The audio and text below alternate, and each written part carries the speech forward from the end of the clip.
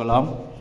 எபிரேயர் 9ஆம் அதிகாரம் அதனுடைய 22ஆம் வசனத்தை நான் வாசிக்கிறேன். எபிரேயர் 9:22. நியாயப்பிரமாணத்தின்படி கொஞ்சம் குறைய எல்லாம் இரத்தத்தினாலே சுத்திகரிக்கப்படும். இரத்தம் சிந்துதல் இல்லாமல் மன்னிப்பு உண்டாகாது. கர்த்தருடைய வார்த்தை இப்படி சொல்லுகிறது, இரத்தத்தினாலே சுத்திகரிக்கப்படும், இரத்தம் சிந்துதல் இல்லாமல் மன்னிப்பு உண்டாகாது. வருஷந்தோறும் இந்த நாட்களை நாம் நினைவு கூறுகிறோம். அநேக நாட்களில், அநேக இடங்களில், அநேக சபைகளில் இந்த நாட்களை அவங்க விசேஷித்த விதமாக ஒதுக்கி அதற்காக ரொம்ப துக்கம் கொண்டாடுவாங்க. துக்கம் கொண்டாடுவதற்காக இந்த நாட்கள் அல்ல, கர்த்தர் செய்த, நமக்காக செய்த நமக்கு செய்த அந்த மேன்மையான காரியங்களை நினைவு கூறுவதற்காக இந்த நாட்களை ஆதி பிதாக்கள் சபையிலே வைத்திருக்கிறார்கள். நாம் அழ வேண்டிய அவசியம் இல்லை. நமக்காக இயேசு எல்லாவற்றையும் செய்து முடித்திருக்கிறார். அன்றைக்கு இயேசுவின் சிலுவை எடுத்துக்கொண்டவர் நடந்து போகும் பொழுது இயேசுவை பின்பற்றின ஒரு கூட்டம் உண்டு. அந்த ஸ்திரீகள் அழுது கொண்டு வரும்பொழுது ஆண்டவராக இயேசு கிறிஸ்து சொன்னார், நீங்கள் எனக்காக அழ வேண்டாம், உங்களுக்காக, உங்கள் பிள்ளைகளுக்காக அழுங்கள் அப்படின்னார். ஏனென்றால் நான் வந்ததை இதற்காகத்தான். நீங்கள் அழணுன்னா உங்களுக்காக, உங்கள் பிள்ளைகளுக்காக அழுதுக்கோங்க அப்படின்னார். இவைகளை நினைத்து நீங்கள் அழ வேண்டாம் அப்படின்னார்.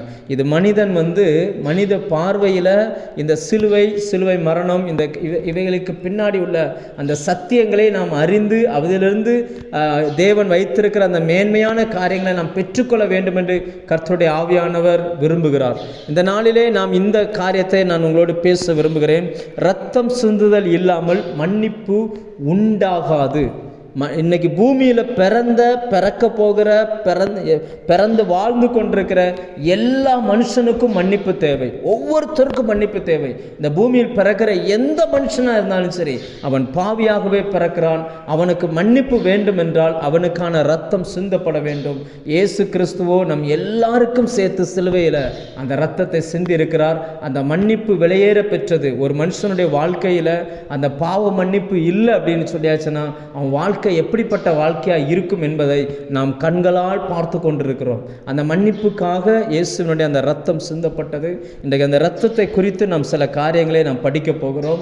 ஆண்டவர் அந்த இரத்தம் சிந்தினதினால் நமக்கு கிடைத்த அந்த மேன்மை என்ன, நாம் அதை முழுசாய் அனுபவித்திருக்கிறோமா, எந்த இடத்துல தடை வருகிறது, ஏன் அந்த முழு ஆசீர்வாதமும் நம்மால் அனுபவிக்க முடியவில்லை என்கிற சில காரியத்தை நான் உங்களோடு கூட இந்த காலை வேளையிலே பேசும்படி விரும்புகிறேன். பரிசுத்த ஆவியானவர் உங்களுடைய செவிகளை திறப்பாராக. நாம் வேதத்திலிருந்து, பழைய ஏற்பாட்டிலிருந்து சில காரியங்களை நாம் படிக்க போகிறோம். லேவியராகமம் 16ஆம் அதிகாரம் வேத புத்தகம் வச்சிருக்கிறவங்க தயவாய் உங்களுடைய புத்தகத்தில் எடுத்து இந்த வசனத்தை வாசிங்க. கர்த்தர் இந்த சத்தத்தை நீங்கள் கேட்கும் போதே உங்கள் அருகில் நிற்பார். வசனத்தை வாசித்து அதில் காரியங்கள் இப்படி இருக்குதான்றதை நீங்கள் கொஞ்சம் செக் பண்ணி பார்த்து கொள்ளும்படி நான் உங்களை வலியுறுத்துகிறேன். லேவியராகமம் 16ஆம் அதிகாரம் அதனுடைய 18-19 இந்த வசனத்தை நான் வாசிக்கிறேன்.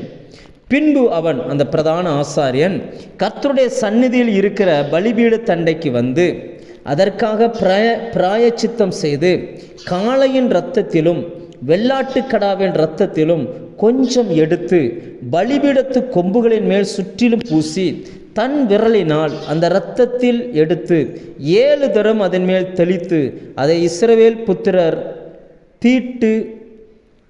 தீட்டுக்கள் நீங்க சுத்திகரித்து பரிசுத்தப்படுத்த கடவன்.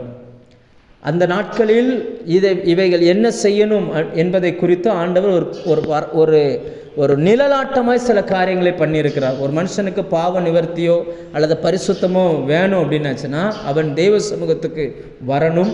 தேவ சமூகத்துக்கு வரும்பொழுது அவனுக்காக ஒரு ஆடோ அல்லது ஒரு காளையோ அடிக்கப்படும். அந்த அடிக்கப்பட்ட அந்த காளையினுடைய அந்த இரத்தம் அவனுக்காக பூசப்படும், அவனுக்காக தெளிக்கப்படும், அவனுக்காக சிந்தப்படும். அந்த இரத்தத்தை கர்த்தர் பார்த்து, நல்ல வார்த்தைகளை நல்ல கவனமாக கேளுங்க, இரத்தத்தை பார்த்து வந்திருக்கிற மனுஷன் யாரு என்ன, அவனை பார்த்தல்ல. எந்த ஒரு மனுஷன் தேவ சமூகத்தில் வந்து எனக்காக இந்த இரத்தம் சிந்தப்பட்டிருக்கிறது என்கிறதை அவன் விசுவாசிக்கிறானோ அந்த இரத்தத்தை பார்த்து அவனை கர்த்தர் சுத்திகரிக்கிறார், அவனை பரிசுத்தப்படுத்துகிறார். இப்பொழுது அந்த மனுஷன் வரும்பொழுது பாவம் என்ன எண்ணத்தோடு வந்திருக்கலாம். திரும்பி போகும் பொழுது அதே பாவ எண்ணத்தோடு அவன் போக வேண்டிய அவசியம் இல்லை. அவன் அந்த இரத்தத்தை நம்புகிறான். இது எனக்காக சிந்தப்பட்ட இரத்தம், இந்த இரத்தம் எனக்கும் தேவனுக்கும் இடையில நின்று என்னுடைய குற்றங்கள் என்னுடைய மீறுதல்களை எல்லாம் மன்னித்து தேவனிடத்தில் என்னை சேர்த்திருக்கிறது என்பதை அந்த மனிதன் நம்புகிறான், விசுவாசிக்கிறான். இன்னைக்கும் நாம் அப்படி இருக்க வேண்டும் என்று கர்த்தர் விரும்புகிறார். இன்னைக்கு பிரச்சனை என்னன்னா, நாம் வியாதியோடும் பிரச்சனைகளோடும் போராட்டங்களோடும் வாழ்வது தேவ சித்தம் அல்ல.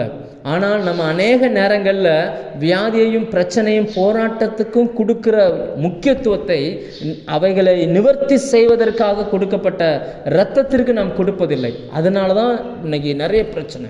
ஏனென்றால் ஆண்டவர் சொன்னார், விசுவாசத்தினாலே நீதிமான் பிழைப்பான். நம்முடைய விசுவாசமே உலகத்தை ஜெயிக்கிற ஜெயம். இந்த உலகத்தில் இருக்கக்கூடிய எல்லாவற்றையும் ஜெயிப்பதற்காக நமக்காக சிந்தப்பட்ட அந்த இரத்தத்தை குறித்து நாம் தியானிக்கும் பொழுது, நாம் விசுவாசிக்கும் பொழுது, நமக்கு விரோதமாக எழும்புகிற எல்லா பிரச்சனையிலிருந்து நம்மால் விடுவிக்கப்பட முடியும். அந்த 19ஆம் வசனம் சொல்லுகிறது, தன் விரலினால் அந்த இரத்தத்தில் எடுத்து 7 தரம் அதன் மேல் தெளித்து. அதை 7 முறை தெளிக்கணும்னு ஆண்டவர் சொல்லுகிறார். ஏன் 7 முறை தெளிக்கணும்? 5 முறை தெளிக்கக்கூடாதா? 3 முறை தெளிக்கக்கூடாதா? இல்லை 9 முறை தெளிக்கக்கூடாதானா? இல்லை, 7 முறை தெளிக்கணும். ஆண்டவர் எழுதியிருக்கிறார்னா அதில் ஒரு நோக்கம் இருக்கும். வேதத்தில் 7 என்பது பரிபூரணத்தை குறிக்கக்கூடிய ஒரு வார்த்தை. ஆண்டவர் படைத்த எல்லாத்தையும் பாருங்கள், ஒரு விசேஷமான எதையாவது ஒன்று செய்கிறார்னா 7 என்கிற அந்த எண்ணுக்குள்ளே அவர் வைத்திருப்பார். 7 ஒவ்வொரு முறையும் 7. சிலுவையில் ஆண்டவர் பேசின வார்த்தைகள் 7. பாவம் உற்பத்தியான இடம் ஆதியாகமம் 3ஆம் அதிகாரம், அந்த ஏதேன் தோட்டத்தில் பிதாவாகிய தேவன் பேசின வார்த்தைகள் 7 நாட்களை கர்த்தர் வைத்திருக்கிறார். நோவாவுக்கு அந்த பேழை அந்த காரியத்தில் 7 அந்த வரிசையாக வந்துக்கிட்டே இருக்கும். 7 என்பது ஒரு முக்கியமானது. 7 எக்காலங்கள், 7 நியாய தீர்ப்புகள், 7 அந்த மாதிரி எல்லாமே ஆண்டவர் 7 வச்சுக்கிட்டே இருக்கிறார். அது ஒரு விசேஷமான நம்பர். அப்போ 7 முறை இன்றைக்கு இரத்தம் தெளிக்கப்பட வேண்டும். இயேசு கிறிஸ்துவும் மிக சரியாய் அவருடைய உடம்பிலிருந்து இரத்தம் 7 முறை வெளியில் வந்தது. 7 இடங்களில் 7 வெவ்வேறு சூழ்நிலைகளில் அந்த இரத்தம் வெளியில் வந்தது. ஒவ்வொரு முறை அந்த இரத்தம் வெளியில் வந்ததற்கும் ஒவ்வொரு ஆசீர்வாதங்கள் மனிதனுக்கு கொடுக்கப்பட்டது. அது ஒன்றா நாம் இன்றைக்கு நாம் பார்க்க போகிறோம். ரொம்ப கவனமாக அடிக்கடி நிறைய செய்திகளிலே நான் இதை அடிக்கோடிட்டு காட்டியிருப்பேன். இன்றைக்கி நான் அவைகளை சொல்வதற்கு ஆவியானவர் என் இருதயத்தில் ஏவினபடினால் நான் இந்த வார்த்தைகளை சொல்ல விரும்பப்படுகிறேன். நம்மை பரிசுத்தமாக்குகிற அந்த இரத்தம் நாம் பரிசுத்தமாக்கப்படணும்னா 7 முறை சிந்தப்பட வேண்டும். நாம் இன்றைக்கு நம்மை நாமே தேவ சமூகத்தில் இந்த காலை வேளையில் வைத்து நமக்காய் சிந்தப்பட்ட அந்த இரத்தத்தை மேன்மை பாராட்டுவோமே, ஆனால் அந்த ஆசீர்வாதம் நம்முடைய சிரசின் மேல் இறங்கும். முதலாய் தேவன் மனிதனுக்காக இயேசு கிறிஸ்து சிந்தின அந்த இரத்தம் லூக்கா 22ஆம் அதிகாரம் அதனுடைய 39ஆம் வசனத்திலிருந்து 44ஆம் வசனம் வரைக்கும் நான் வாசிக்கிறேன். கவனமாய் கேளுங்க. பின்பு அவர் புறப்பட்டு வழக்கத்தின்படியே ஒலிவ மலைக்கு போனார். அவருடைய சீசரும் அவரோடு கூட போனார்கள். அவ்விடத்திலே சேர்ந்த பொழுது அவர் அவர்களை நோக்கி, நீங்கள் சோதனைக்கு உட்படாதபடிக்கு ஜெபம் பண்ணுங்கள் என்று சொல்லி அவர்களை விட்டு கல் எரியும் தூரம் அப்புறம் போய் முழங்காற்படியிட்டு, பிதாவே, உமக்கு சித்தமானால் இந்த பாத்திரம் என்னை விட்டு நீங்கும்படி செய்யும். ஆயினும் என்னுடைய சித்தத்தின்படி அல்ல, உம்முடைய சித்தத்தின்படியே ஆக கடவுதென்று ஜெபம் பண்ணினார். அப்பொழுது வானத்திலிருந்து ஒரு தூதன் தோன்றி அவரை பலப்படுத்தினான். அவர் மிகவும் வியாகுலப்பட்டு அதிக ஊக்கத்தோടെ ஜெபம் பண்ணினார். அவருடைய வேர்வை இரத்தத்தின் பெரும் துளிகளாய் தரையிலே விழுந்தது. முதல் முறை இயேசு சிந்தின அந்த இரத்தம் அந்த கெத்சமனே தோட்டத்தில் போய் அவர் ஜெபிக்க போகும் பொழுது கர்த்தருடைய வேத வசனம் தெளிவாய் பதிவு பண்ணுகிறது. அந்த சிலுவைக்கு போகிறதுக்கு முன்னாடி அவருடைய இருதயத்துக்குள்ள பலவிதமான அழுத்தங்கள், பலவிதமான அவர் படப்போகிற பாடுகள், பிதாவை விட்டு பிரிய போகிறது, அவர் அனுபவிக்க வேண்டிய காரியங்கள், இதெல்லாம் நினைக்கும் பொழுது சரீர பிரகாரமாய் அல்லது மாம்சத்தின்படி அவருக்குள்ளே உள்ளுக்குள்ளே பயங்கர சொல்லி முடியாத துக்கமும் சொல்லி முடியாத வியாகுலமும் நிரம்பி இருந்துச்சு. ஏன்னா உலகத்தினுடைய ஒட்டுமொத்த பாவமும் இப்போ அவருடைய சிரசின் மேலே வைக்கப்படணும். அந்த மனுஷனுக்கு, அந்த மனிதனால் அவைகளை தாங்கிக் கொள்ளவே முடியாது.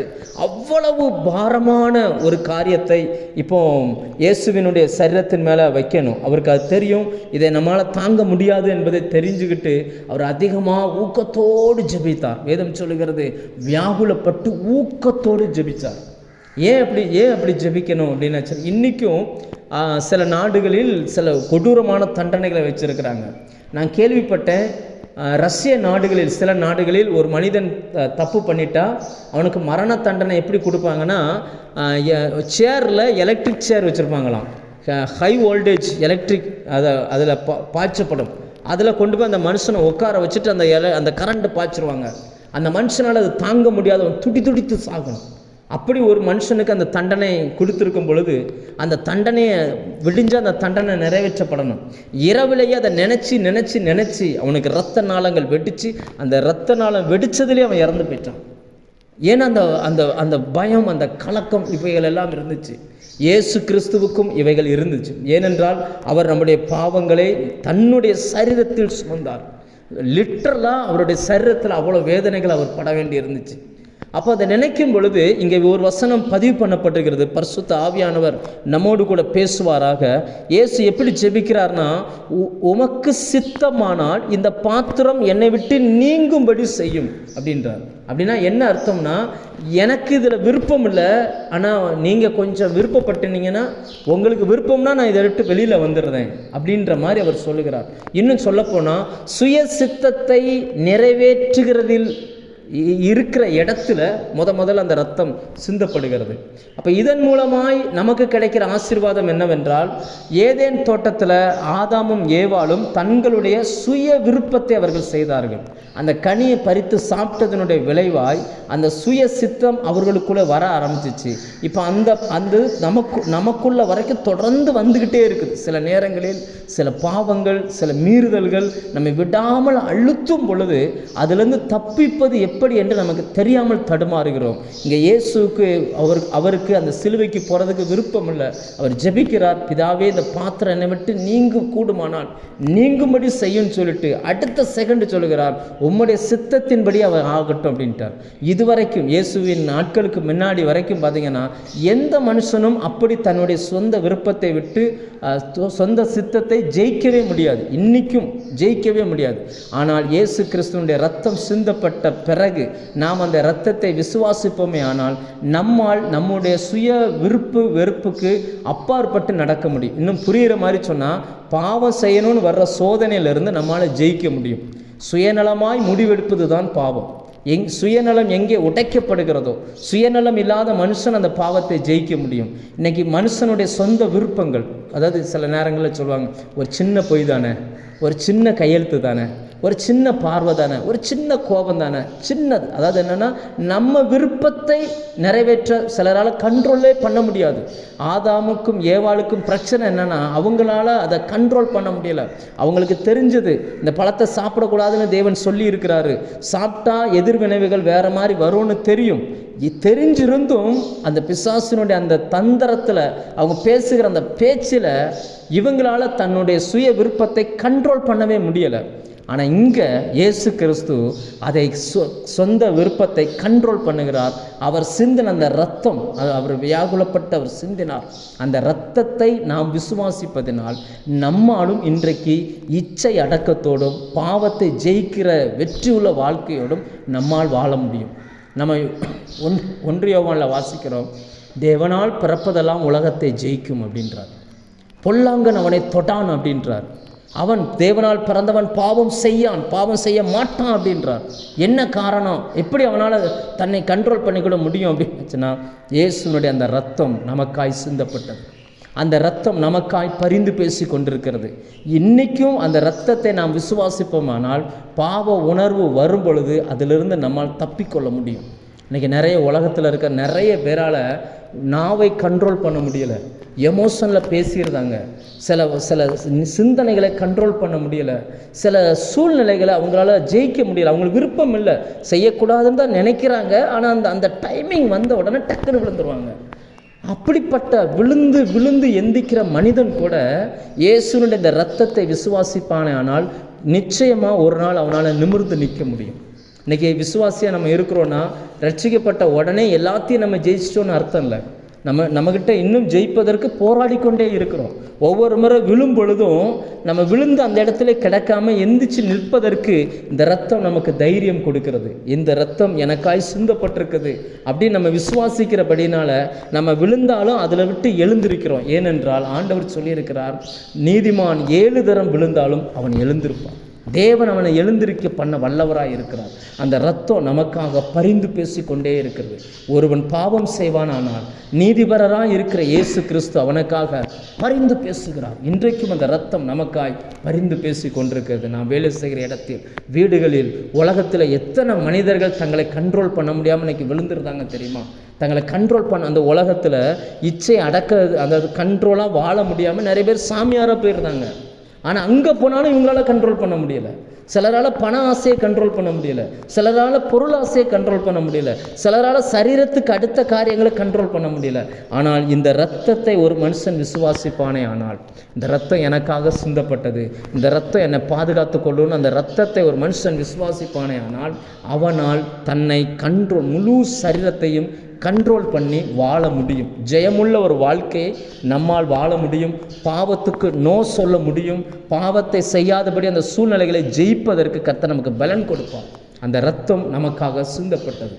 இது முதலாவது. இயேசுவினுடைய அந்த இரத்தம் பாருங்கள், அவருக்குள்ளே இருந்த அந்த வியாகுலம் சுய சித்தத்தை நிறைவேற்றும்படி தூண்டுகிறது. வேண்டான்னு சொல்லிடு, சிலுவைக்கு போக வேண்டான்னு சொல்லிடு, உன்னால் அது சுமக்க முடியாது, சரீரத்தில் இவ்வளவு காயங்கள் படணும், இவ்வளவு அவமானங்கள் படணும், எந்த தெரு வீதிகளில் ராஜாவை வந்தியோ அதே தெருவில் சிலுவை சுமக்கணும். சுயசித்தம் அப்படி சொல்லுது. இன்றைக்கும் எல்லா மனிதனோடும் போராடுகிறது. இன்றைக்கும் ஒரு காரியத்தை நம்ம செய்ய போகும்பொழுது யாரோ ஒருத்தட்ட மன்னிப்பு கேட்கணும்னு போகிறீங்க. நான் சொல்லுகிறது இந்த அனுபவம் உங்களுக்கு இருந்துச்சுன்னா நான் சொல்கிறது உங்களுக்கு புரியும். நீங்கள் ஏதோ ஒரு தப்பு பண்ணிட்டீங்க, ஜெபம் பண்ணுறீங்க, ஆண்டவர் அதை உணர்த்துறார், போய் கேட்கணும், தப்பு மன்னிப்பு கேட்கணும்னு போகிறீங்க. உங்கள் உள்ளம் எவ்வளவு துடிக்கும், எவ்வளவு பேசும், பிசாசு எவ்வளவு அந்த சுயசித்தத்தோடு கலந்து உங்கள்கிட்ட பேசுவான். நீ போய் கேட்க போறியா, நீ யார், எப்படிப்பட்ட ஆள், அவங்க என்ன நினச்சிக்கிடுவாங்க, நீ செஞ்ச தப்பு யாருக்குமே தெரியாது, கேட்க வேண்டாம், விட்டு, இப்படி நிறைய அந்த சுயசித்தத்தை நிறைவேற்றுவதற்கு முயற்சி பண்ணுவான். அப்படி தான் இயேசுவுக்குள் அந்த போராட்டம் இருந்துக்கிட்டே இருந்துச்சு. அவர் வியாகுலப்பட்டு ஜெபித்தார், அதிகமாக வியாகுலப்பட்டு ஜெயித்தார். அதை ஜெயித்தே ஆகணும், ஏன்னா நான் அதை ஜெயிக்கலைன்னா என் பிள்ளைகளால் அதை ஜெயிக்க முடியாது என்பதை அவர் நன்றாய் அறிந்திருந்தார். நமக்காய் அந்த இரத்தம் சிந்தப்பட்டது. அந்த இரத்தம் நமக்காய் இன்றைக்கும் பேசிக்கொண்டு இருக்கிறபடினால் நாம் என்ன செய்ய வேண்டும் என்கிற அந்த நெருக்கத்திலிருந்து நம்மால் விடுதலை ஆக முடியும். நமக்கு விரோதமாய் பிசாசு வைத்திருக்கிற எந்த சோதனையாக இருந்தாலும் நம்மால் அதை ஜெயித்து வெளியில் வருவதற்கு கர்த்தர் நமக்கு பலன் தர முடியும்.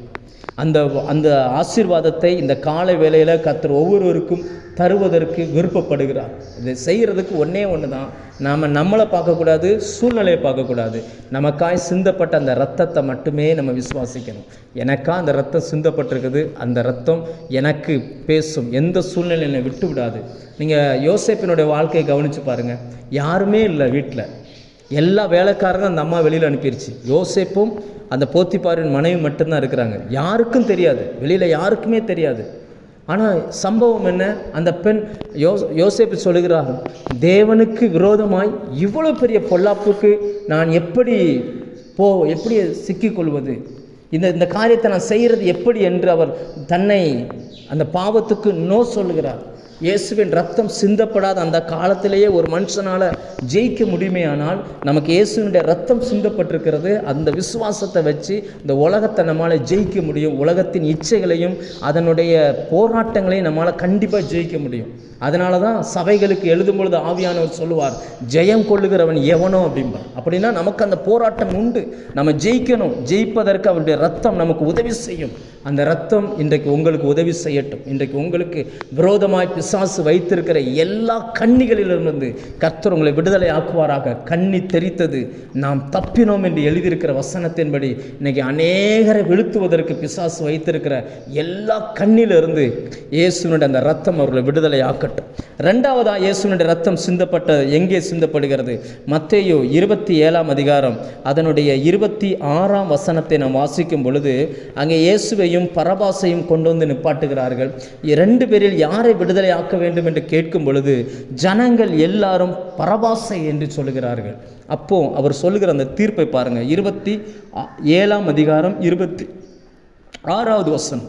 அப்பொழுது அவன் பரபாசை அவர்களுக்கு விடுதலையாக்கி இயேசுவையோ வாரினால் அடிப்பித்து சிலுவையில் அறையும்படி ஒப்பு கொடுத்தான். ரெண்டாவது இயேசு ரத்தம் சிந்தின அந்த இடம், அவர் வாரினால் அடிக்கப்படுகிற அந்த இடம். ஏற்கனவே 2 வாரத்துக்கு முன்னாடி அந்த இரத்தத்தை குறித்து திங்கக்கிழமை அந்த ப்ரேயர் ரேலில் பேசும்பொழுது நான் பேசியிருந்தேன். அந்த சவுக்கு எப்படி இருக்கும், அதில் முனை எப்படி இருக்கும், அடிக்கப்படும் பொழுது எவ்வளவு அடிகள், அந்த அடிகள் ஏன் அந்த நம்பர்ஸ் ஏன் அவ்வளவு அடிகள் வாங்கினார் என்பதை குறித்து ஏற்கனவே பேசியிருந்தோம். இப்போ இங்கே பார்த்தீங்கன்னு சொன்னால் 39 அடிகள் விழுகிறது அவர் மேலே. அந்த அடிகளை அடிப்பதற்கென்றே ட்ரைனிங் எடுத்தவர்கள் இருப்பாங்க.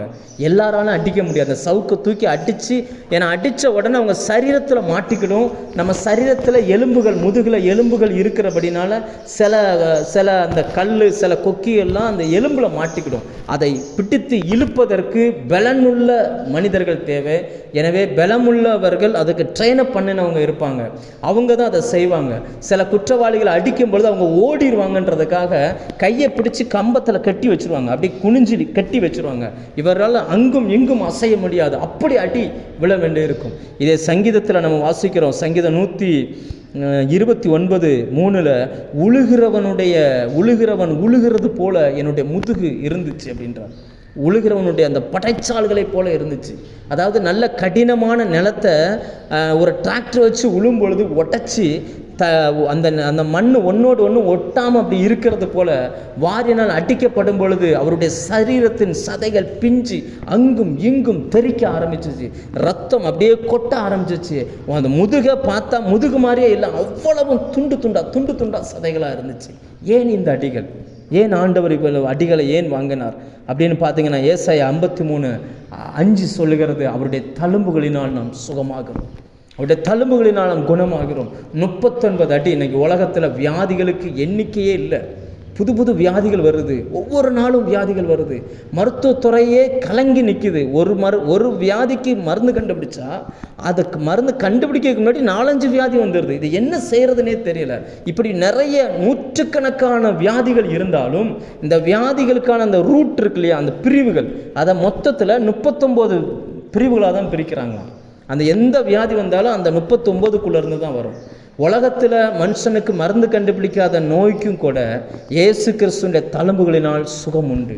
அந்த தழும்பை ஒரு மனுஷன் விசுவாசிக்கும் பொழுது, எனக்காக தான் அவர் அந்த ரத்தம், அவருடைய தழும்பிலிருந்து அந்த ரத்தம் வந்தது என்று ஒரு மனுஷன் விசுவாசிக்கும் பொழுது அவருடைய தழும்புகளினால் நாம் சுகமாகிறோம். அது எந்த வியாதியாக இருந்தாலும் சரி, உலகத்தை அச்சுறுத்துகிற எப்பேற்பட்ட வியாதியாக இருக்கட்டும், எப்பேற்பட்ட நோய் கிருமியாக இருக்கட்டும், ஒரு மனுஷனுடைய தழும்பு எப்போ வரும் தெரியுமா? சில நாட்களுக்கு முன்னாடி, அந்த ஒரு 30-40 வருஷங்களுக்கு முன்னாடி ரொம்ப பேர் அது வாழ்ந்த இன்னைக்கு ஒரு 50 வயசுக்கு மேலே இருக்கிற எல்லாருடைய கையிலையும் பார்த்தீங்கன்னா ஒரு தழும்பு இருக்கும். அது அம்மை நோய் தழும்பு அப்படிம்பாங்க. அவங்களுக்கு அந்த தடுப்பூசி சிலருக்கு போட்டிருக்க அந்த தடுப்பூசி சேராது. அந்த தடுப்பூசி போட்டு அது புண்ணு மாதிரி ஆகி அது ஒரு தழும்பு போல் இருக்கும். அதை பார்த்தாலே தெரியும் இது தடுப்பூசி போடப்பட்டது அப்படிம்பாங்க. அப்போக்கான அர்த்தம் என்னென்னா, அந்த நோய் இந்த சரீரத்தில் ஏற்றப்பட்டது. அந்த நோய் கிருமி இந்த சரீரத்துக்குள்ளே போனதுனால அந்த சரீரம் அதற்கான நோய் எதிர்ப்புக்கான மருந்தை அதுவே ஆட்டோமேட்டிக்காக சரி பண்ணிக்கிடும். அந்த தழும்பு எதை காட்டுகிறது என்றால், இந்த நோய் இந்த சரீரத்தில் இருக்குது, இந்த நோய் இனிமேல் இந்த சரீரத்தில் வராது.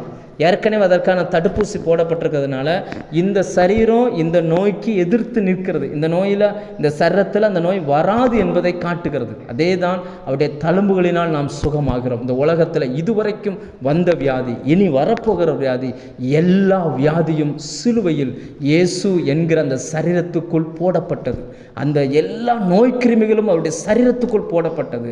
இயேசு கிறிஸ்துவினுடைய அந்த தழும்பு, அந்த இரத்தம் எல்லா வியாதிக்குமான அந்த நோய் கிருமி, அந்த எல்லா வியாதியையும் ஜெயித்தபடியினால், அவருடைய இரத்தம் நமக்காய் சிந்தப்பட்டபடியினால் இன்றைக்கு நீங்கள் நாம் வியாதியோடு இருக்க வேண்டிய அவசியம் இல்லை. நம்ம நினைக்கலாம், ஒருவேளை நான் இதை பிரசங்கிக்கும் பொழுது உங்களை யாராகிலும் வியாதியோடு இருக்கும்போது நம்ம நினைக்கலாம், எவ்வளவு மருந்து, எவ்வளவு கவுன்சிலிங், எவ்வளவு ஜபம், என்னென்னவோ பண்ணி பார்த்துட்டேன், ஆனால் இன்னும் சில பிரச்சனைகள் சரியாகலேன்னு நீங்கள் நினைக்கலாம்.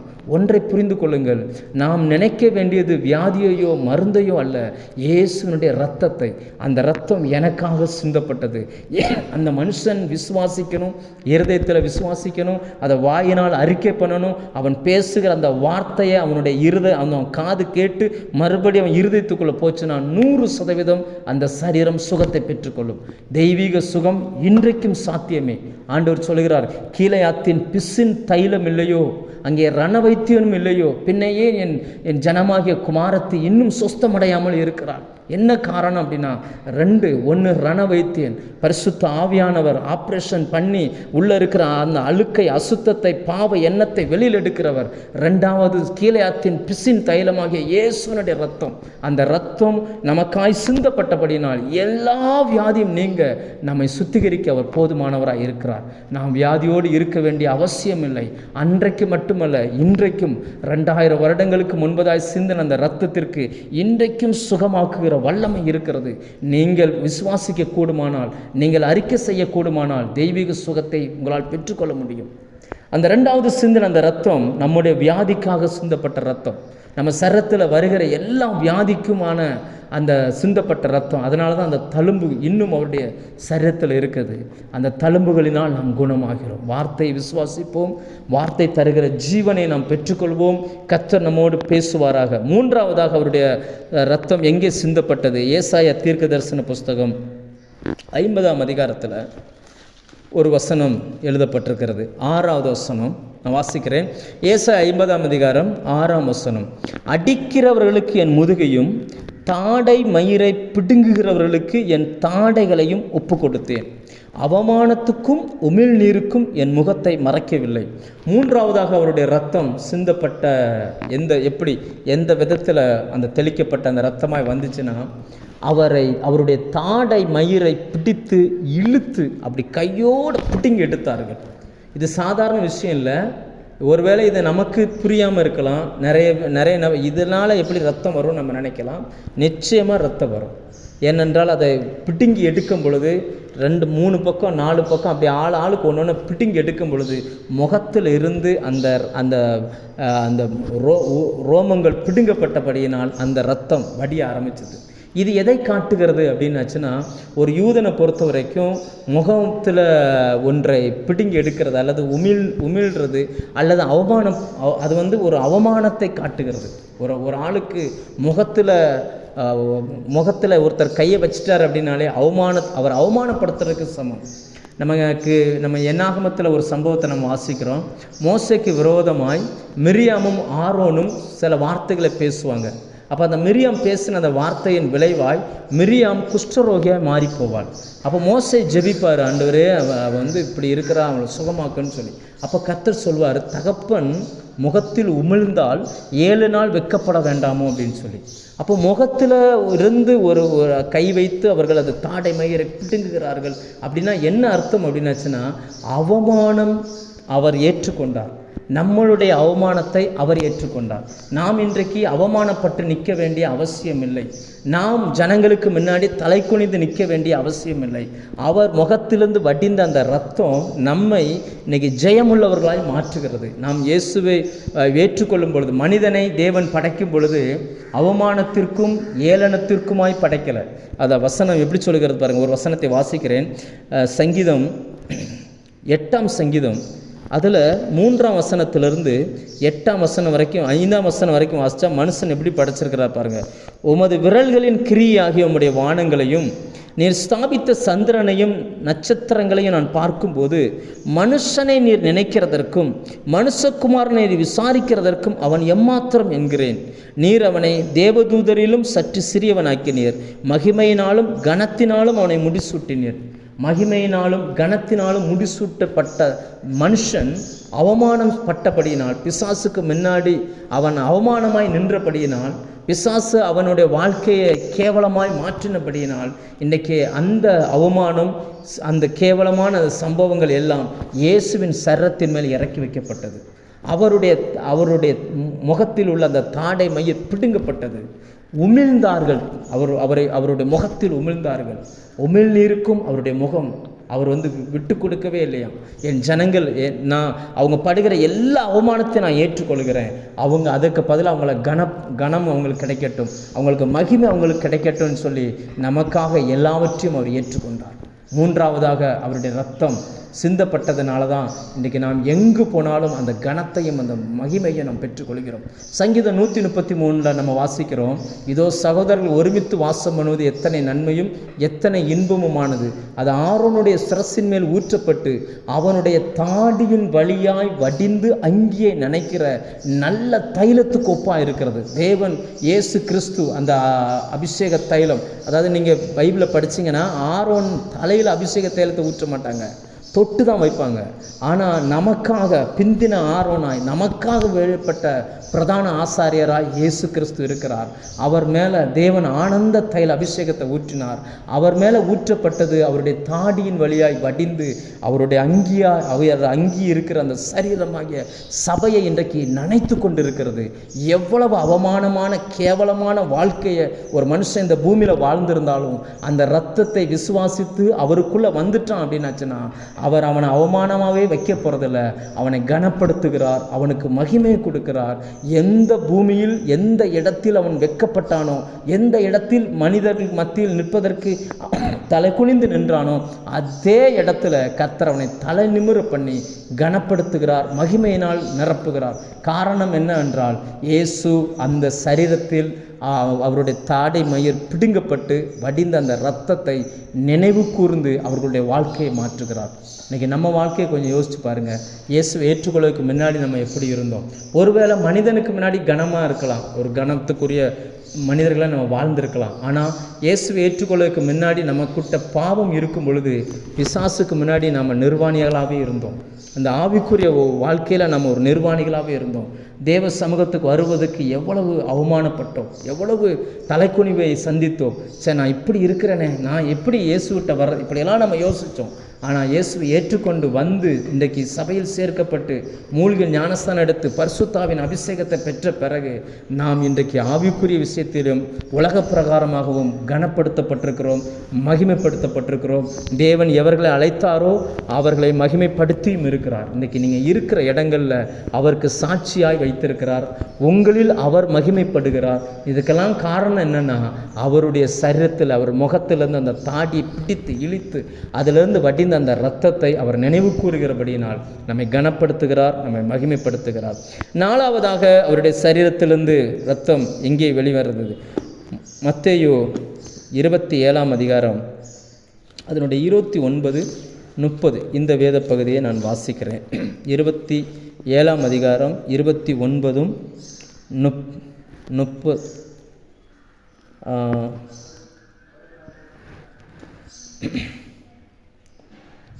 29, 30. முள்ளுகளினால் ஒரு முடியை பின்னி அவர் சிரசின் மேல் வைத்து அவர் வலது கையில் ஒரு கோலை கொடுத்து அவர் முன்பாக முழங்காற்படியிட்டு யூதருடைய ராஜாவே வாழ்க என்று அவரை பரியாசம் பண்ணி அவர் மேல் துப்பி அந்த கோலை எடுத்து அவரை சிரசில் அடித்தார்கள். ஒரு முள்முடியை பின்னினார்கள். முள்முடியை பின்னி அவருடைய சிரசில் வச்சாங்க. முள்முடினோடனே நம்ம ஊரில் இருக்கிற மாதிரி இந்த கருவேல மரத்தின் முள் கிடையாது. இஸ்ரேல் தேசத்தில் ஒரு இன்ஜினியர் வேலை பார்த்தாரு. அவர் திருநெல்வேலி பக்கத்தில் இருக்கிறார். அவர் ஒரு 7-8 புக்கு எழுதியிருந்தார். ஒரு முறை அதில் ஒரு புக்கை எனக்கு கிடச்சிச்சு. நான் அவரை ஃபோன் பண்ணி விசாரிச்சுட்டு, அவர் பேர் குருபாதம், அவரை ஃபோன் பண்ணி விசாரித்து அந்த புத்தகங்கள்லாம் வாங்கினேன். அப்போ அதில் அந்த முள்ளை அவர் அந்த பார்த்துருக்கிறார், அந்த முள்செடியை பார்த்துருக்கிறாரு. இந்த முள்ளை தான் அவங்க பண்ணாங்க, இயேசுவினுடைய சிரசில் வச்சுருந்தாங்க அப்படின்னு சொன்னார். எப்படி இருக்குன்னா நம்ம ஆணி போல் இருக்கும். நம்ம 2 இன்ச் ஆணி பலகையில் அடிப்போம்ல, ஆணி எவ்வளவு உறுதியாக இருக்குமோ அந்த அளவுக்கு இருக்குமா அந்த முள்ளெல்லாம். அவ்வளவு ஸ்ட்ராங்கான முள். அந்த முள்ளில் ஒரு அந்த முள்ளினுடைய நுனியில் கூட இப்பவும் கிராஸ் வடிவத்தில் தான் அந்த முள் முளைக்குது. அப்படி தான் இருக்குமா. அதை என்ன பண்ணுவாங்கன்னா அதில் தான் ஒரு கிரீடம் போல, இவர் தன்னை யூதருடைய ராஜான்னு சொன்னதுனால அப்படி கிரீடம் போல வச்சு மேலே வச்சுட்டு நல்ல பலமுள்ள அந்த போர் சேவகர்கள் அந்த தடியை எடுத்து தலையில் அடித்தாங்க. அப்படி அடிக்க அடிக்க ஆணி எப்படி சுவத்தில் இறங்குகிறதோ அதே போல் அவருடைய தலையில் இறங்க ஆரம்பிச்சிச்சு. மண்டை ஓட்டை துளைத்து கொண்டு இறங்கிச்சு. சில வேதாகம வல்லுநர்கள் சொல்லுகிறாங்க, மூளையை வரைக்கும் டச் பண்ணிச்சு அந்த ஆணி, கண்ணுக்குள்ளே இறங்கிச்சு அப்படின்றாங்க. கண்ணில் அடிப்பட்டு கண்ணு வெளியில் வர்ற அளவுக்கு கண்ணுக்குள்ளே இறங்கிருந்துச்சு அப்படின்றாங்க. ஏன் இவைகள் அப்படி அடிக்கும் பொழுது அந்த மண்டை ஓட்டில் ஒட்டஞ்சி ரத்தம் வெளியில் சிந்துச்சு. அது எப்படி அந்த ரத்தம் 7 முறை தெளிக்கப்படணுமோ, முதல் முறை ஜெபம் பண்ணும் பொழுது தரையில் விழுந்துச்சு, 2வது முறை வாரினால் அடிக்கப்படும் பொழுது, 3வது முறை அவருடைய தாடை மயிரை பிடித்து இழுக்கும் பொழுது தெரித்து விழுந்தது, 4வது முறை அவருடைய சிரசில் அந்த முள்ளை வச்சு கோலை வச்சு ஓங்கி அடிக்கும் பொழுது அந்த ரத்தம் அப்படியே தெரிச்சு வர ஆரம்பிச்சிச்சு. ஏன் இவைகள் ஏன் இப்படி சம்பவிச்சது அப்படின்னாச்சுன்னா, இன்றைக்கி மனுஷனுடைய சிந்தனையில் நிறைய பேருக்கு குழப்பம், நிறைய பேருடைய சிந்தனை டிப்ரெஷனில் இருக்கிறாங்க, மன அழுத்தத்தில் இருக்கிறாங்க. அவங்க மூளையினால் அமைதியாக இருக்க முடியல. சிந்தனையில் வருகிற அந்தகாரமான எண்ணங்கள், என்னன்னே தெரியாத அளவுக்கு குழப்பங்கள். சிலருக்கெல்லாம் தூக்கமே வரமாட்டேங்குது, தூக்க மாத்திரம் இல்லைன்னா தூங்க முடியாது. அப்படிப்பட்ட மனிதனுடைய அந்த குழப்பங்கள், அந்த குழப்பமான அந்த மனநிலையை மாற்றணும்னா அவன் சிந்தனையை கண்ட்ரோல் பண்ணணும். அப்படின்றதுக்காக இயேசு தன்னுடைய சிரசில் அந்த முள்முடியை ஏற்றுக்கொண்டார். வேதத்தில் இதை முள் என்பது சாபத்தை குறிக்கிறது. நம்ம எல்லாருக்குமே தெரியும், ஆதியாகமம் 3ஆம் அதிகாரத்தில் ஆண்டவர் படைக்கும் பொழுது கனி தருகிற மரம் செடி கொடிகளை படைத்தார், முள் செடியை படைக்கவே இல்லை. எப்போ மனிதன் தவறு பண்ணினானோ அந்த மனிதனுக்கு பதிலாய் ஆண்டவர் அந்த பூமியை சபிக்கும் பொழுது ஆண்டவர் சொன்னார், இனி இந்த பூமி உனக்கு முள்ளையும் குறுக்கையும் தரும். அந்த வசனத்தை வாசிக்கிறேன். ஆதியாகமம் 3ஆம் அதிகாரம் அதனுடைய 17, 18 அந்த வசனத்தை நான் வாசிக்கிறேன். பின்பு அவர் ஆதாமை நோக்கி, நீ உன் மனைவியின் வார்த்தைக்கு செவி கொடுத்து புசிக்க வேண்டாம் என்று நான் உனக்கு விலக்கின விருட்சத்தின் கனியை புசித்தபடியினால் பூமி உன் நிமித்தம் சபிக்கப்பட்டிருக்கும். நீ உயிரோடு இருக்கும் நாளெல்லாம் வருத்தத்தோடு அதன் பலனை புசிப்பாய். அது உனக்கு முள்ளும் குறுக்கும் முளைப்பிக்கும். வெளியின் பயிர் வகைகளை புசிப்பாய். ஆண்டவர் சொன்னார், இனி உனக்கு அது முள்ளும் குறுக்கும் முளைப்பிக்கும் அப்படின்னா. எப்படி அந்த பூமிக்குரிய அந்த சிந்தனை மனுஷனுக்குள்ளே வர ஆரம்பிச்சிச்சுன்னா, அந்த முள், அந்த சாபத்தை குறிக்கிற அந்த முள், ஆண்டவர் சிலுவைக்கு போகிறதுக்கு முன்னாடி ஆண்டவர் பாருங்கள் அந்த முள்ளை எடுத்து தன் சிரசின் மேல் வைத்து கொண்டார். உபாகமம் 23:5 சொல்லுகிறது, உன் தேவனாய கர்த்தர் உன்மேல் அன்பு கூர்ந்தபடியினால் அந்த சாபத்தை உனக்கு ஆசீர்வாதமாய் மாற்றினார் அப்படின்னு சொல்லி நம்ம மேலே வச்ச அந்த அன்புனால அந்த முள்ளை அவர் ஏற்றுக்கொண்டார். இன்றைக்கி மன அழுத்தத்தோடு நாம் வாழ வேண்டிய அவசியம் இல்லை. இன்றைக்கி ஒருவேளை இந்த சத்தத்தை கேட்கிற உங்களுக்குள், ஒருவேளை உங்கள் உறவுகளுக்குள், உங்கள் வேலை ஸ்தலத்தில், உங்கள் பிள்ளைகளால், உங்கள் சரீரத்தில் எழும்புகிற வியாதினாலோ அல்லது போராட்டத்தினாலோ அல்லது சில எண்ணங்களை கண்ட்ரோல் பண்ண முடியாமல் இருக்கிறதுனாலோ மன அழுத்தங்கள் உங்களுக்கு வரலாம். நாம் இன்று மன அழுத்தத்தோடு இருக்க வேண்டிய அவசியம் இல்லை. அவருடைய சிரசிலிருந்து வடிந்த அந்த இரத்தம் நம்முடைய மன அழுத்தத்திலிருந்து நம்மை விடுதலை ஆக்குகிறது. எப்பொழுதுமே இருதயத்தில் ஒரு சமாதானத்தை கர்த்தர் கொடுக்கிறார், நினைவுகளில் ஒரு சமாதானத்தை கொடுக்கிறார், நம்முடைய எண்ணங்களில் ஒரு சமாதானத்தை கொடுக்கிறார். கர்த்தர் ஆண்டவர் சொன்ன, என் சமாதானத்தையே உங்களுக்கு வச்சுட்டு போகிறேன் அப்படின்னா, என் நுகத்தை ஏற்றுக்கொண்டு என்னிடத்தில் கற்றுக்கொள்ளுங்கள், அப்பொழுது உங்கள் ஆத்துமாக்களுக்கு இளைப்பாறுதல் கிடைக்கும். நம்முடைய எல்லா நினைவுகளும் அவர் நம்மை விசாரிக்கிறவரானபடியினால் அவர்கிட்ட கொண்டு போய் நம்ம இறக்கி வைப்போம். அவர் சிலுவையில் போவதற்கு முன்பதாக அவர் அந்த முள்முடியை தாங்கினபடியினால் அங்கிருந்து சிந்தின அந்த ரத்தம் நமக்கு சமாதானத்தை தருகிறது. இன்றைக்கி பீஸ்ஃபுல்லான ஒரு வாழ்க்கை. தன்னை சுற்றிலும் எத்தனை பேர் எவ்வளவு பிரச்சனைகளை, குழப்பத்தில், போராட்டத்தில் இருந்தாலும் கிறிஸ்துவை ஏற்றுக்கொண்ட ஒரு மனுஷன் சமாதானமாக இருப்பான். விசுவாசிக்கிறவன் பதறான், அவன் பதறவே மாட்டான். ஏனென்றால் அவனுக்கு தெரியும், நான் அல்ல, கிறிஸ்துவே என்னில் வாழ்கிறார். அவர் சகலத்தையும் அறிந்தவர். நான் உன்னை விட்டு விலகுவதும் இல்லை, உன்னை கைவிடுவதும் இல்லை என்று அவர் சொல்லி இருக்கிறபடியினால் கர்த்தர் எனக்கு சகாயர், மனுஷன் எனக்கு என்ன செய்வான் என்று அவன் சொல்லிக்கொண்டு தன்னை சமாதானத்தில் காத்துக்கிடுவான். இன்றைக்கி அது ராஜரீகமான பிரமாணம். இன்றைக்கி நிறைய பேருக்குள்ள அந்த சமாதானம் இல்லை. கிறிஸ்துவை ஏற்றுக்கொண்டவர்களுக்கு மட்டும்தான் அந்த சமாதானத்தை கர்த்தர் கொடுத்துருக்கிறார். யோசித்து பாருங்கள், அந்த இரத்தத்தினால் நமக்கு சமாதானம் வருகிறது. இன்றைக்கி பிரச்சனை என்னென்னா அந்த ரத்தத்தை நாம் அதிகமாக தியானிக்கணும். தேவ சமூகத்தில் போய் அந்த ரத்தத்தை உயர்த்தி நாம் பேசணும். அந்த ரத்தத்தை நீங்கள் எவ்வளவுக்கு எவ்வளவு மேன்மையாக நினைக்கிறீங்களோ, எவ்வளவுக்கு எவ்வளவு அதை கனப்படுத்துகிறீங்களோ, அவ்வளவுக்கு எவ்வளவு அந்த சமாதானம் உங்கள் இருதயத்தை நிரப்பும். அதனால தான் ஆண்டவர் பிலிப்பியருக்கு எழுதும் பொழுது சொன்னார், ஒன்றையும் குறித்து கவலைப்படாமல் எல்லாவற்றை குறித்தும் ஸ்தோத்திரத்தோடு கூட விண்ணப்பங்களோடு ஜபங்களோடு தேவனுக்கு தெரியப்படுத்துங்க. அப்பொழுது எல்லா புத்திக்கும் மேலான தேவ சமாதானம் உங்கள் இருதயத்தையும் சிந்தையையும் நிரப்பும் அப்படின்னா.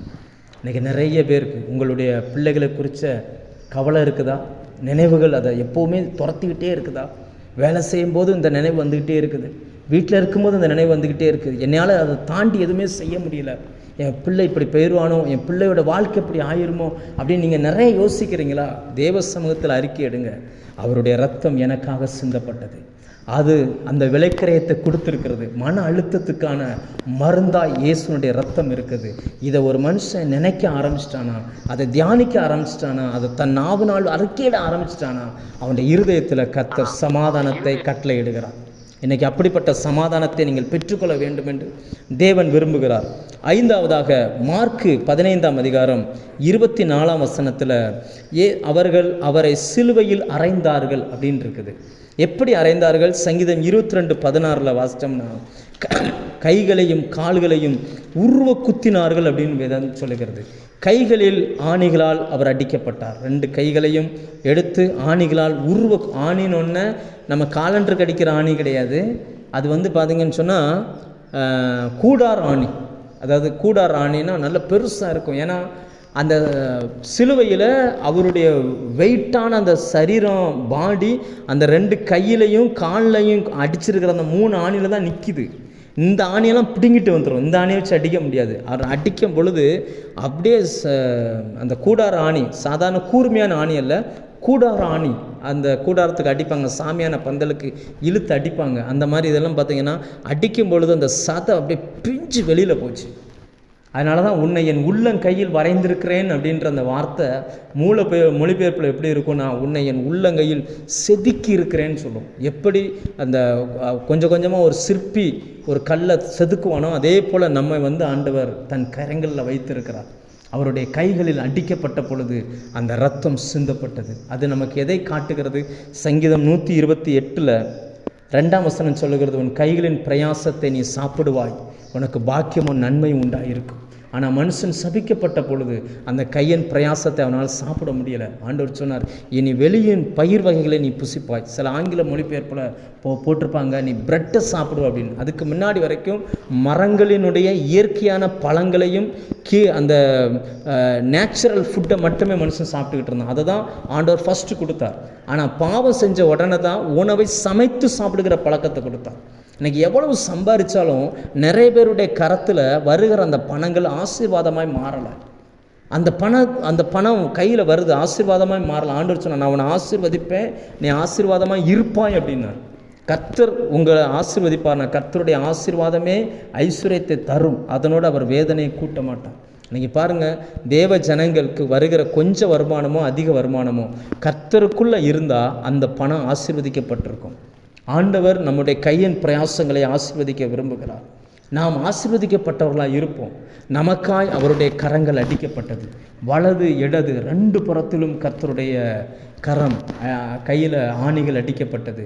நாம் இன்றைக்கு சம்பாதிக்கிற அந்த பணங்கள் வீணாய் செலவழிக்கக்கூடிய எல்லாவற்றையும் கர்த்தர் மாற்றுவார். வியாதியா அல்லது நஷ்டமா, சில இழப்பா, சிலர்லாம் பார்த்திங்கன்னா திடீர்னு பொருள் நஷ்டங்களை அனுபவிக்கிறாங்க. என்னன்னே தெரில, பொருட்கள் உடையுது, என்னன்னே தெரில, கார் ரிப்பேர் ஆகுது, என்னன்னே தெரில, சில பணங்களுக்கு அப்படி போயிட்டே இருக்குது. அதாவது மாதந்தோறும் சில பணங்களை பிரயோஜனம் இல்லாமல் செலவு பண்ணுகிறார்கள். அதாவது நீங்கள் ஊழியத்துக்கும் ஊழியக்காரங்களுக்கும் சபைக்கும் கர்த்தருக்கு அடுத்த காரியங்களையும் செய்கிறீங்கன்னா அது இன்வெஸ்ட்மெண்ட். எப்படி இந்த பூமியில் இருக்கிறவன் இந்த எல்ஐசி கட்டுறது, பேங்க்கில் பணம் போட்டுக்கிட்டு இருக்கானோ, அதே போல் ஆவிக்குரியவர்கள் சபைக்கு ஊழியங்களுக்குன்னு கொடுக்கறது பரலோகத்தில் இன்வெஸ்ட் பண்ணப்படுகிறது. அது செலவுகளில். ஆனால் அதே நேரம் நம்ம சரீரத்துக்குனோ அல்லது லேண்டுக்குனோ அல்லது ரிப்பேரான காருக்குனோ அல்லது எதுக்கோ ஒன்றுக்கு சும்மா மாதந்தோறும் அப்படியே நிலத்தில் போடுறது போல் நம்ம போட்டுக்கிட்டே இருக்கிறோம் அப்படின்னாச்சுன்னா அங்கே நீங்கள் யோசிக்கணும், கர்த்தர் என்னை சொல்லியிருக்கிறார், என் கையின் பிரயாசத்தை நீ சாப்பிடுவாய், உனக்கு பாக்கியமும் நன்மை நன்மை உண்டாயிருக்கும் அப்படின்னார். உன் கையின் பிரயாசத்தை நீ சாப்பிடுவாய். இன்றைக்கி நிறைய உங்கள் தேசத்தில் எப்படியோ நம்ம தேசத்தில் இந்தியாவில் பார்த்தீங்கன்னு சொன்னால் காலையில் 6 மணி ஆனால் வட்டிக்காரங்க வந்து நின்றுவாங்க, வீட்டில் பேங்க்காரங்க வந்துடுவாங்க. 7 நாளும் பேங்க்கில் வாரத்தின் 7 நாட்களும் கடன் அடைக்கக்கூடிய அநேகரை நான் பார்த்துருக்கிறேன்.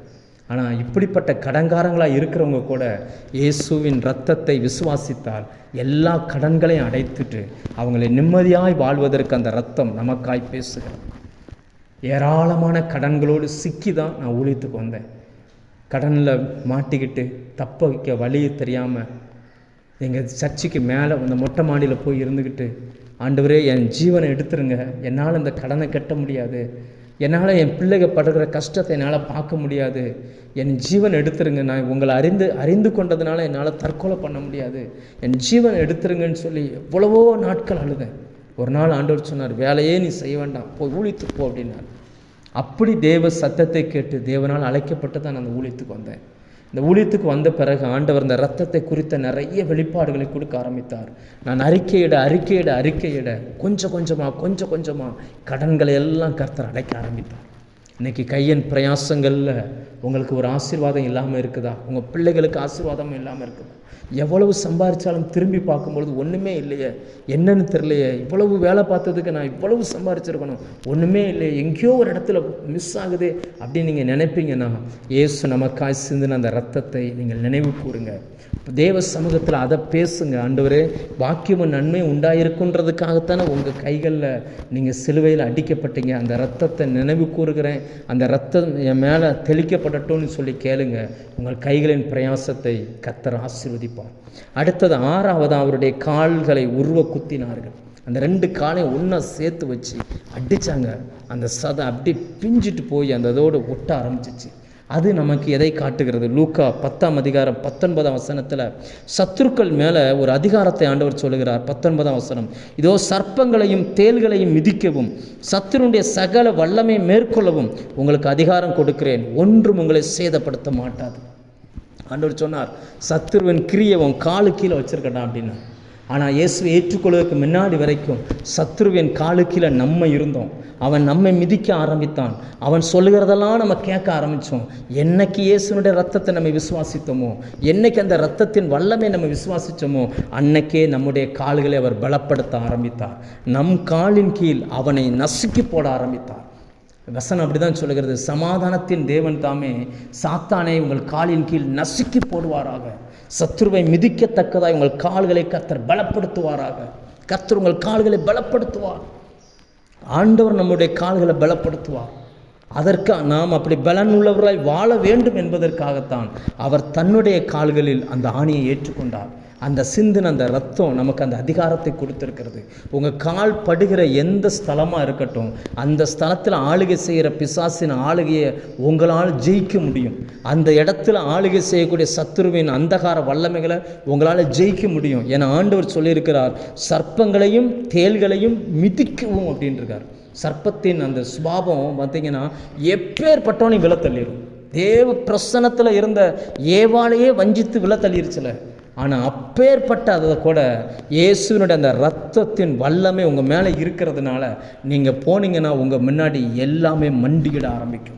கர்த்தர் அப்படிப்பட்ட அதிகாரத்தை நமக்கு தந்திருக்கிறார். தேவ பிள்ளைகள் அதை புரிந்து கொள்ள வேண்டும், அதை செயல்படுத்த வேண்டும். எனக்கு உங்கள் வீட்டில் இருக்கக்கூடிய உங்கள் வீடுகளில் இருக்கக்கூடிய ஏதாவது இருளின் ஆதிக்கங்கள் செயல்படுது அப்படின்னாச்சுன்னா உங்கள் காலின் கீழே வச்சிருக்கிறார். நீங்கள் மட்டும் சரியாக ஜோம் பண்ணி ஒரு ஆமீன் போட்டிங்கன்னா அவ்வளோதான், முடிஞ்சிச்சு. அங்கே அதனுடைய ஆதிக்கம் முடிந்து போனது. கர்த்தர் தருகிற அந்த அதிகாரத்தை நாம் பயன்படுத்த வேண்டும். நீங்கள் நாகும் 2ஆம் அதிகாரம் 12ஆம் வசனத்தை வாசித்து பாருங்கள். சிங்கம் தன் குட்டிகளுக்கு இறையை எப்படி கொடுக்குதான்? இறையை கீறி தொண்டையை கடித்து தாபரத்தை நிரப்புதான். அதாவது செத்த பிறகு கொண்டு வந்து கொடுக்கறது இல்லை. செத்த உணவை சிங்கம் சாப்பிடாது, அடித்து ஃப்ரெஷ்ஷாக தான் சாப்பிடும். ஆனால் தன் குட்டிகளுக்கு அடிக்க எப்படி ட்ரைனிங் கொடுக்கும்னா, கழுத்தை பிடிச்சி அந்த மிருகங்களை குற்றுயிரும் கொலையுயிருமாக மாற்றி இந்த மிருகத்தால் அந்த குட்டியை எதிர்க்க முடியாத அளவுக்கு பலகீனப்படுத்திட்டு அதை அப்படியே இழுத்து கொண்டு தாவரத்தில் போட்டுரும். இந்த குட்டியோட வேலை என்னென்னா, குற்றுயிரும் கொலையுருமாக கிடக்கிற அந்த மிருகத்தை அடித்து தான் அந்த சிங்கம் குட்டி சாப்பிடணும். யூதா கோத்திரத்தின் சிங்கம் சத்துருவின் தலையை நசுக்கினார் சிலுவையில். இன்றைக்கி கொண்டு வந்து நம்ம முன்னாடி போட்டிருக்கிறார். நீங்கள் அடித்து நீங்கள் ஜெயிக்கணும், நீங்கள் ஜெயிச்சு அதனுடைய வெற்றியை நீங்கள் எடுத்துக்கொள்ளணும்னு சொல்லி உங்கள் காலின் கீழ் அந்த பவரை கொடுத்துருக்கிறார், அந்த அதிகாரத்தை கொடுத்துருக்கிறார். நீங்கள் பயன்படுத்த முடியும், உங்களால் பயன்படுத்தி அதை ஜெயிக்க முடியும். ஜெயிப்பதற்கு உங்களுக்கு பலன் கர்த்தர் தருவார். பலன் இல்லாதவனுக்கானாலும் பலன் உள்ளவனுக்கானாலும் உதவி செய்கிறது அவருக்கு லேசான காரியம். கர்த்தர் இந்த வார்த்தையின் மூலம் உங்களோடு பேசுகிறார். உங்கள் கால்களை கர்த்தர் மான் கால்களைப் போல மாற்றுவாராக. கடைசியாக அவருடைய, ஏன்னா நேரம் ஆனதுனால நான் வேகமாக போகிறேன், ஒரே ஒரு பாயிண்ட் சொல்லி முடிச்சிடறேன் ஒரு மூணு நிமிஷத்தில். கடைசியாக அவருடைய ரத்தம் சிந்தப்பட்ட அந்த ஏழாவது முறை யோவான் 19ஆம் அதிகாரம் 34. இந்த 6 முறையும் இயேசு உயிரோடு இருந்தார். 7வது முறை ரத்தம் சிந்தப்படும் பொழுது அந்த வசனத்தை வாசிக்கிறேன். 34வது வசனம். ஆகிலும் போர்ச்சவர்கள் ஒருவன் ஈட்டினால் அவருடைய விழாவில் குத்தினான், உடனே இரத்தமும் தண்ணீரும் புறப்பட்டது. கடைசி சொட்டு ரத்தம் வரைக்கும் நமக்காய் அவர் சிந்தினார். 7வது முறை ரத்தம் சரத்தில் சிந்தும் பொழுது அவருக்குள் உயிர் இல்லை. ஏனென்றால் எப்படி ஆதாமை அயர்ந்த நித்திரைக்குள்ளாய் மாற்றி அவருடைய விழாவை திறந்து அதிலிருந்து ஒரு எலும்பை எடுத்து அந்த ஆதாமுக்கு மணவாட்டியை உருவாக்கி கொண்டு வந்து நிப்பாட்டினாரோ, அதே போல பிந்தின ஆதாமாகிய இயேசுவை கல்வாரி சிலுவையில் அவர் மரணத்துக்கு ஒப்பு கொடுத்து அவருடைய விழா திறந்தது. அந்த விழாவிலிருந்து வந்த அந்த இரத்தத்தினால் அந்த இயேசு கிறிஸ்துவனுடைய மணவாட்டியாகிய உங்களையும் என்னையும் கர்த்தர் உருவாக்கி இருக்கிறார். எப்படி அந்த ஏவாளும் ஆதாமும் ஒன்றாக இருந்தார்களோ, அதே போல் நீங்களும் நானும் கிறிஸ்துவும் ஒன்றாக இருக்கிறோம். ஆண்டவர் சொன்னார், புருஷனானவன் தன் தாயும் தகப்பனையும் விட்டு தன் மனைவியோடு இசைந்திருப்பான், அவர்கள் ஒரே மாம்சமாக இருப்பார்கள். அப்படியே போல் கிறிஸ்துவோடு இசைந்திருக்கிறவன் ஒரே ஆவியாக இருக்கிறான். இன்னைக்கு அதனால தான் நம்ம பேர் கிறிஸ்தவர்கள். 7வதாய் அவருடைய ரத்தம் சிந்தப்பட்டு நம்மை மணவாட்டியாய் மாற்றிருக்கிறது. அப்போஸ்தலர் 20:28 சொல்லுகிறது, தேவன் தன்னுடைய சுய இரத்தத்தினாலே சம்பாதித்து கொண்ட சபை. எபேசியர் 5ஆம் அதிகாரம் 30ஆம் வசனம் சொல்லுகிறது, நாம் அவருடைய சரீரத்துக்கும் அவருடைய எலும்புகளுக்கும் உரியவர்கள். இயேசு அந்த 7வது முறையாக அவருடைய ரத்தம் விழாவில் குத்தி அதிலிருந்து புறப்பட்ட அந்த இரத்தமானது இன்னைக்கு உங்களையும் என்னையும் எவ்வளவு மேன்மையான ஒரு காரியமாய் கொண்டு மாற்றிச்சு. எவ்வளோ மேன்மையான ஒரு காரியத்தில் நம்ம கர்த்தர் கொண்டு வந்திருக்கிறார். நேரம் ஆயிடுச்சு, ஒரே ஒரு காரியத்தை மட்டும் நான் சொல்லி முடிக்கிறேன். 5 பலிகள் செலுத்தப்பட வேண்டும். அதில் 6வது ஒரு பலி உண்டு. அது என்னென்னா, போஜன பலி அதை செலுத்தும் பொழுது பான பலின்னு ஒன்று செலுத்துவாங்க. ஆண்டவர் சொல்வார், நீங்கள் அதை வனாந்தரத்தில் நீங்கள் செலுத்தக்கூடாது, கானானுக்குள்ளே போன பிறகு நீங்கள் செலுத்துங்க அப்படின்னு சொல்லுவார். அந்த அதில் எப்படின்னா கார்படி திராட்சை ரசம்னு சொல்லுவார். உங்களுக்கு ரெஃபரன்ஸ் வேணால் என்னாகும் 15ஆம் அதிகாரத்தில் அந்த சம்பவம் இருக்குது. கார்படி திராட்சை ரசம் அப்படின்னு சொல்லுவார். அப்போனா ஒரு படி திராட்சை ரசம்னா 4 லிட்டர் 400 ml, சரியா அந்த வேத கணக்கின்படி. கார்படி திராட்சை ரசம்னா 1 லிட்டரும் 100 ml. அதாவது என்னென்னா, அந்த கானானுக்குள்ளே போய் அந்த இதை செலுத்தணும். எங்கெல்லாம் நீங்கள் பைபிளை படித்து பாருங்கள், எங்கெல்லாம் பானபலி செலுத்தினார்களோ அங்கெல்லாம் என்னென்னா அவங்க கானானுக்குள்ளே போயிட்டாங்க. அந்த இளைப்பாறுதலின் வாழ்க்கை அவங்களுக்குள்ளே வந்துடுச்சுன்னு அர்த்தம். அங்கே போய் தான் அவங்க அதை செலுத்தணும். இயேசு 6வது வார்த்தையை சொல்லி முடியும் பொழுது பரலோகத்தின் அந்த இளைப்பாறுதல் அந்த பூமிக்கு வந்துடுச்சு.